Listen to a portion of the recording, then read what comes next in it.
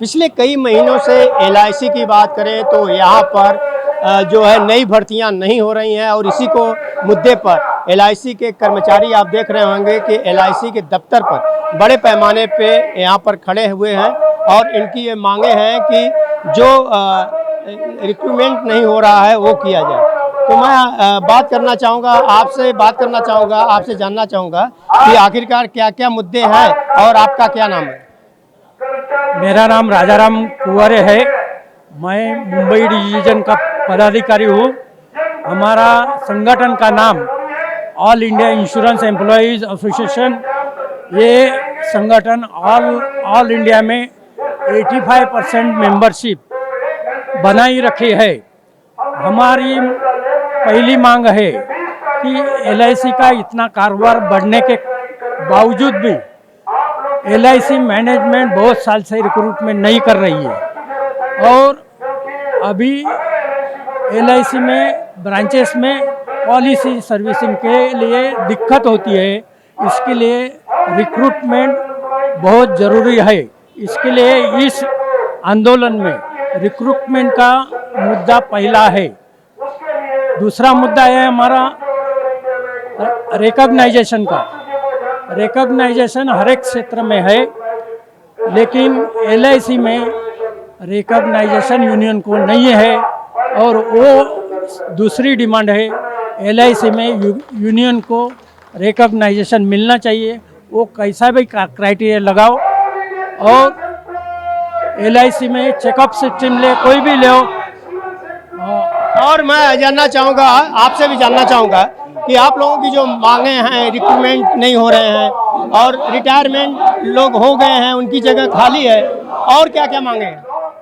देखिए, विशेष तौर तो मांगे ये हैं कि रिक्रूटमेंट होना चाहिए और हमारी जो यूनियन है, आप उधर आप हमारी जो यूनियन है वो पूरे हिंदुस्तान में करीब 85% है और ये एलआईसी के लिए, हमारे देश के लिए जिस तरह से संघर्ष करती है उसके लिए हमारी मांगे तो बहुत सारी है। हमारी मांगे ये भी है कि जैसे न्यू इंडिया इंश्योरेंस है, वहाँ अभी तक वेज रिवीजन नहीं हुआ है। वहाँ फैमिली पेंशन जो है वो मात्र 15% है। 15% जो फैमिली पेंशन है, अब किसी कर्मचारी, रिटायर्ड कर्मचारी का जब डेथ होता है और डेथ होने के बाद उनके फैमिली को 15%, आप मान लो कि बहुत तो 5 से 7 हज़ार रुपये मिलते हैं। वो 5 से 7 हज़ार रुपये में बम्बई जैसे शहर या कोई भी बड़े शहर में एक फ्लैट का मेंटेनेंस का कॉस्ट भी नहीं होता। प्रीमियम जो भरा जाता है उस पर जीएसटी जो लगाया गया है, उसके लिए क्या कहना? उसके लिए भी हम लोगों ने संघर्ष किया है। हम लोगों ने करीब 450 एमपी को हम लोगों ने मेमोरेंडम दिया कि ये एक सामाजिक जिम्मेदारी है। प्रीमियम जो है कोई व्यवसाय नहीं है, इसलिए इस पे जो जीएसटी लगाया गया है वो पूरी तरह से गलत है। आप देख रहे होंगे कि अभी जितने तरह का जो मैच होता है, वनडे मैच होता है या 2020 होता है, उस पर 1 रुपये का भी टैक्स नहीं है। जो मध्यम वर्गीय हैं, जो हमारे पॉलिसी धारक हैं, उसके ऊपर जो जीएसटी जो प्रीमियम के ऊपर लगाया गया है वो अपने आप में गलत है। हम लोग सामाजिक सेवा, एलआईसी की अगर हम बात करें तो ये लगातार फायदे में एलआईसी चलती है, लोगों को सुख सुविधा भी पहुंचाती है, लेकिन मैनेजमेंट आप लोगों को सुविधा नहीं पहुंचा रही है। नहीं, हम लोग को सुविधा ऐसा नहीं कह सकते। हम लोग को पूरी सुविधा देती है, ऐसा कुछ नहीं है, लेकिन वक्त के हिसाब से जो ज़रूरत है, अभी रिक्रूटमेंट की बहुत ज़रूरत है, क्योंकि बहुत सारे कर्मचारी हमारे रिटायर हो चुके हैं और जो है सो किसी भी हमारा जो एलआईसी है उसका जो कर्मचारियों का एवरेज एज है वो 50 से ऊपर है, जो कि ठीक नहीं है, वो कम होना चाहिए। इसके लिए यंग ब्लड की ज़रूरत है और यंग ब्लड आने से हमारा जो ये है एलआईसी है उसकी लॉन्गेटिविटी बनेगी।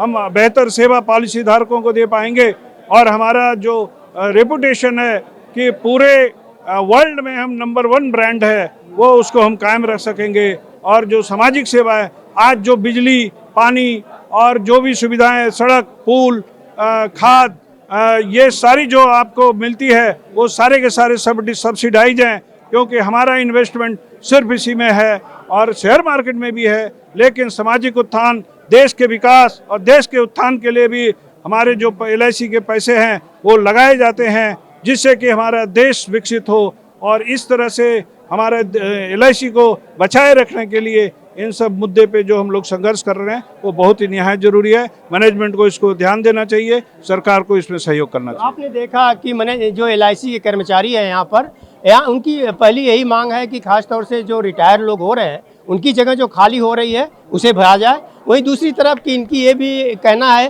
कि देश के विकास में LIC का एक अहम योगदान रहा है और उसको देखते हुए ये मांग कर रहे हैं। ऑन टीवी न्यूज़ के लिए कैमरामैन बाला के साथ हरीश तिवारी।